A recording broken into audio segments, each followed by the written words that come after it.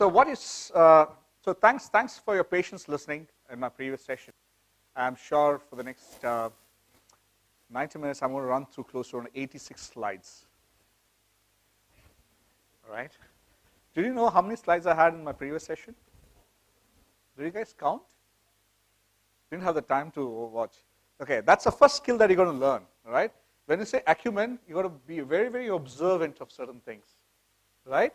So next, I'm going to ask this question at the end of my session.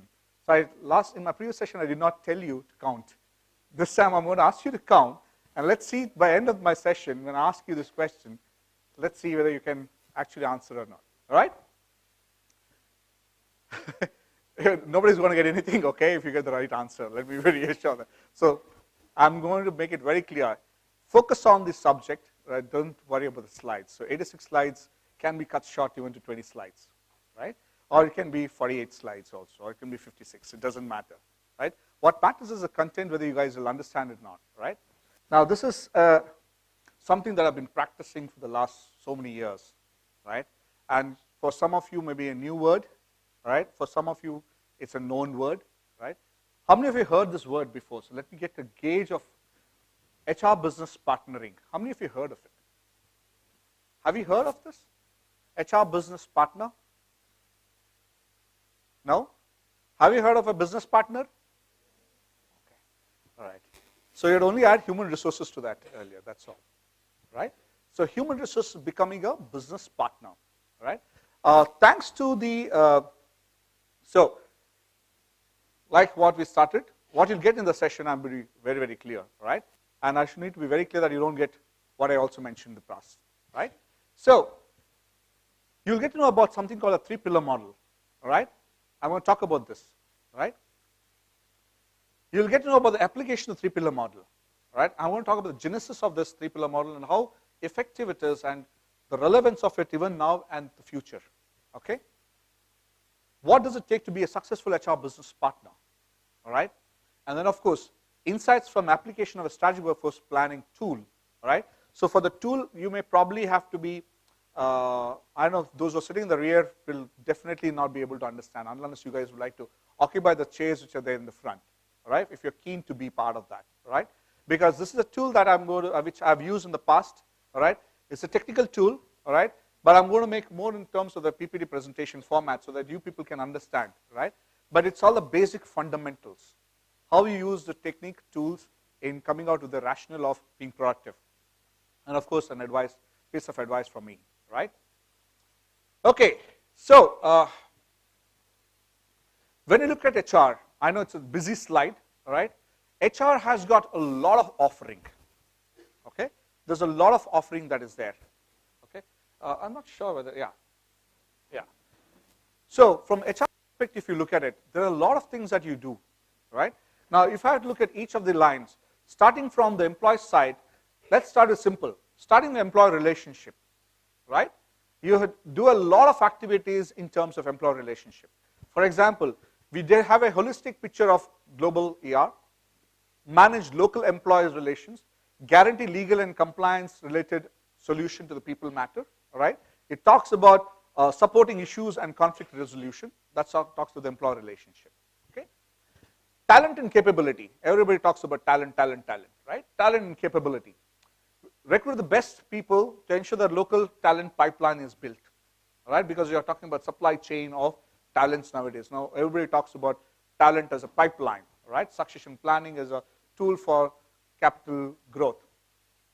Talking about secondary, support delivery, business, building local delivery capabilities. Support building people management skills. These all talks about talent and capability. Other bit is reward, retain, recognize. All of us know that. You attract the right people, you have to retain the right people, exit the people whom we don't feel appropriate in the organization, the capability building side, right?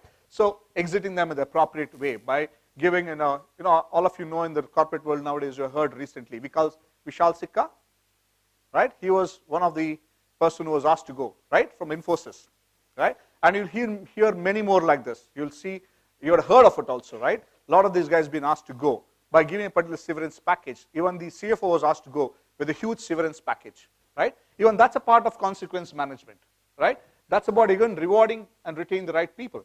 Next, organizations in terms of the transformational changes that the organization is going through. Right? A decision has been made to sell off a particular business line.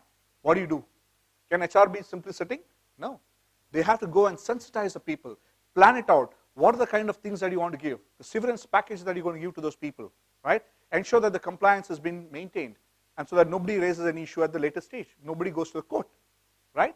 All that is a part of organization transformation changes, right? Next, coming to culture, talking about ethical behaviors in the organization. How can you be a role model? Can HR be a role model in trying to build up the value of the organization, the culture building process, all right? Talking about support culture and improving engagement. Talking about CSR, what's the kind of brand build that you're going to have, right? In terms of what is the employer value proposition that you're going to give to the students or to the employees, right? When you have to attract them on board, right? What is the company? Talk about Simon Sinek's example, right? The why part of it, right? And what are they going to get from there? Coming to leadership, again, talking about empowering conversations, support developing teams, coaching, motivating, blah, blah, blah. Of course, then comes technology, analytics, right? End of the day, you can't just live without it, right? You have to have it because that's the trend. So what are the guardians? You're going to be guardians of HR systems, paper, data. Can there be a data breach? Who's going to be responsible for a data breach? If you're going to hire a person, for example, in the role that I play, I do background verification. Every single person comes on board to my organization. And my background verification doesn't stop with only your education qualification. It goes into all the criminal records. All right? We have signed up for that kind of verification. And we also have something called third party. I was just sharing with Rashmi. We also have to do a third party denied list. That denied list gets updated every week.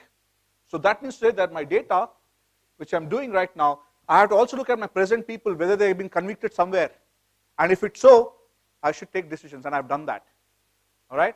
So many times when people give false information, all right, when they join, right, irrespective of which position they are, we do take an action, and I've done that. All right? And that's what I was talking about, consequence management being very, very important, and how data can actually prove you or help you.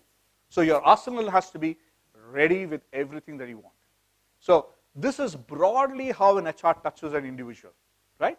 You touch upon all these facets of an employee in an organization. Clear? Yeah? All right, so then let's look at it. Why this thing is important. Context is important. I remember earlier I spoke about the elephant, right? The picture. Yeah, similarly, you need to understand the context here. So, this is a picture of a guy. Can you recognize him? Anybody? Can I give a clue? He's a guy who built that three-pillar model.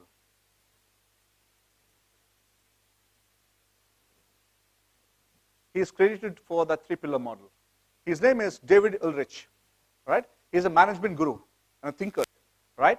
So he is a professor at business at the Ross School of Business. And I had an opportunity for studying in the Ross School of Business, University of Michigan, right, when I was in a Singapore assignment for a while, right? So at that point in time, that's where I got to update myself and upgrade myself in my knowledge from this guy called David Ulrich, right? So this is a guy who actually was a co-founder of RBL Group, and he's a guy who actually came up with these HR organization can be organized into three buckets, three broad classification. And this was done not now. He gave this around 20 years ago. And it's so relevant even to date, and a lot of corporates are now adapting to this model, right? This is based on his path-breaking research, which he did 5 years before that. So before you come up with a paper, right, you have to do a lot of research. So this guy, think of it, whatever model that I'm talking about has been worked out by this guy 20 years ago. And it's so relevant in a lot of corporates even today. And there are a lot of companies who are still adapting this model, all right? So think of it, such is a powerful thought process of this gentleman who was brought in. So he's a guy who brought this logic of shared services center, center of expertise, and business partners, okay? So giving due respect to this guy, and for his work, path-breaking work, people like us are employed in the organization, all right? Thanks to this guy. So what is this three-pillar model? It looks very simple, but it's very complex also, all right? And I'll talk about my journey where we started implementing it at a later stage. It's a very, very simple model. He said HR can be bucketed into three broad functions. One, shared services. Second, COEs. Third, HR business partners. Now, what he did was, based on his lot of research, he realized that a lot of HR functions are very operational in nature, which is day-to-day interactions, which are routine and mundane, right? Routine, mundane kind of work, all right? And for which he said, if there are resources, can it be clubbed together and made as a common resource pool? For example, your PF transfers. Can you live without PF transfer in India? We can't. PF has to be there. Labor laws are there. You can't avoid it. Can you forget to file your returns every month? No. From the employer side, you have to go and return, right? Saying that how many employees are there. You have to ensure that you give your PF returns. You have to ensure that monthly statements are there, annual statements. Can you give away that? No. You have to. Can you say, for example, you have to issue letters to people for loan. Somebody wants to borrow a loan. You have from HR, you have to vet it, right? That this person is working with me, he has to get it. So can you issue a letter? Can I spend time in issuing letter? Can it be a highly paid resource doing this job? No. Can it be a common shared pool? Yes. And that's where he found that there could be routine, mundane work which can be actually put through a common resource pool. And that's what's called shared services, right? So there can be an HR shared services who need not be working very close. We can have a multiple business setup. So you can have a common resource pool. Do you think you have a common administration here? Can you see the similar thought process in your home also? Yeah? So what is so brilliant about this guy coming with this model? Nobody thought application of it, right? So, do you see some common pools? We do common pool, right? Car aggregations now, Ola and Uber. Yeah? Car aggregators do nothing but sharing, right? That's the same logic, sharing the resources that is there. That's what's called shared services. Then he realized there are certain functions which needs very deep knowledge, deep technically, right? For example, your reward is a specialist function. It cannot be done by anybody and everybody. Can it be done? Do you know who are the highest paid people? Actually, rewards people are the paid the highest in the industry in HR. So I'm thinking of getting into that field after a while. They're the highest paid in HR, okay? Just for information. But not too many HR or rewards people are there. Why? Because to be a good rewards person, you have to be financially very good in calculations, sound in calculations. Second, you should have a very deep knowledge of every reward package that you're coming up with in terms of the taxation laws, in order to look into the changes or the trends that is happening, right? He or she has to adapt it and come up with a rewards package for that. That's why reward guys are relatively paid high in the industry. And that's not too many positions are open. Let me tell you that, right? You will have the bulk of the pyramid, if you look at it, interestingly, right? These common or the center of excellences, that's why it's called center of excellences. There are rewards, talent management, right? There are people who are highly paid, but their vertical is so deep that they can be reached out like consultants. They're like internal consultants for you. They're not available for day-to-day operations. You have to go to them only with a specific problem, they'll give you a solution. It's like specialist doctors, right? You don't have to go to general doctors because they'll give you normal medicines and send you back home. You're okay. For cold and flu, you don't go to a specialist. Will you go for that? Cold, cough and go? So that's how you have to relate that way, okay? Then you have the HR business partners. Who are these? These are the bridges. So these are the people who bridge between HR and business and come with a solution to the business problems.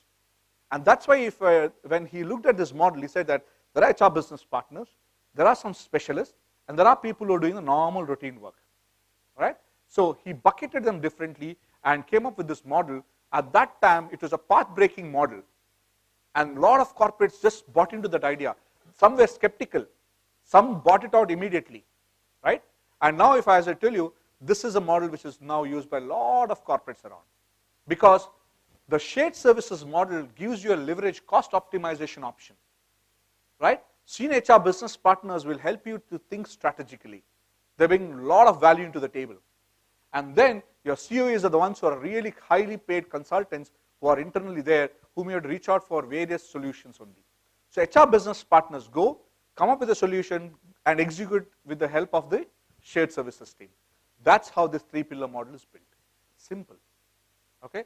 But for him to convince the world, it took a long time. And that's how you look at it. So what do we do? I give credit to CEB. I don't know how many of you know, it's called Corporate Executive Board. All right? It's a board, it's a team of people who are into a lot of research, HR data, right? So if you become a member of Corporate Executive Board, you can access all information that they have. So I give credit to some of the presentation that I'm doing, taken from them, because when I used them long back, around a couple of years ago, we used them to help us to implement the model, HR business partner model, shared services model, and so on and so forth. So what does HR business partners do? Simply put, HR employees that work with managers within business or talent and business-related projects, also referred as HR generalists, HR consultants, or partners. HR employees, when we talk about specialists, is focuses mainly on specific area within, for example, there could be recruitment, there could be training, there could be rewards, there could be talent management. Whereas shared services will talk about all the payroll, benefit administration, any changes that is required, the shared services mode. And all put together, we check with the business. So no, this particular data that I'm sharing is, CEB has done a lot of research with a lot of corporates and find out whether HR business partners, HRSSC, and COEs have been a very effective model or not. They have tested the validity. How many of you have done research methodology? Research methodology? Yeah, so some of you guys know it. There's something called validity of the data, right? You have to do the testing validity, right? So when you do that, what do? You have to ensure that whatever model that you come lives up to the test of time or test of time, right? Longitudinal study is done, correct? There's something called longitudinal. Have you heard of that? Right? You test it over a period of time and say whether it works or not. So CEB, the data that I'm sharing with you, is based on the longitudinal study of how this three-pillar model has been adapted around the world, all right? And see what is the kind of impact it has done in the business. Has the business gone up or down? Interestingly, based on that, I don't have the slide here, when they presented it, it was an amazing result. They found that those companies which implemented the three-pillar model have grown a return on investment to their shareholders much higher than those companies which do not apply this. All right? Because what they did was they optimized their whole resources planning from HR side, and also in terms of the employee engagement scores and the net promoter scores have gone up to those companies which adapted this model. And that's the reason they find that now that this three-pillar model is more appropriate than the traditional old function where a HR function will do from end to end within the same person, right? So if you look at it now, it's become more specialized, more bucketed, and look at this. Now I'll share certain data in terms of who does what, right? How do you go about it? Now I'll tell you how it is applied in Rolls Royce, right? Each corporate has adapted this model differently.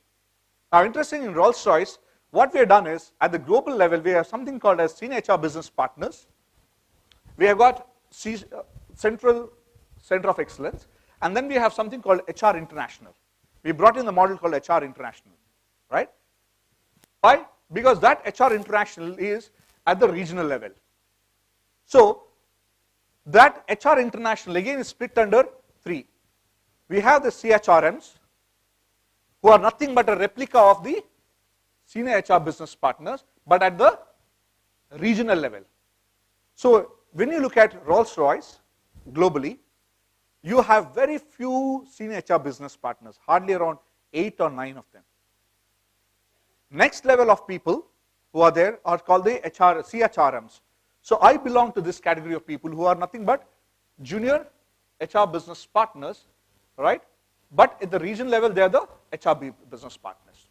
Okay? So they take the decision at the regional level. Let's say APAC level, we take a decision. All right? So that's how it is done. And how many of will be there? We are roughly around 3 times the size of the HR business partners. Why? Because we are spread across more than 100 countries. Right?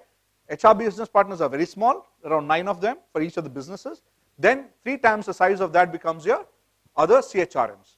And then, if you look at the ratio of these guys, they're also very small. Roughly around 12 people across the entire community across the world who are reward CEOs.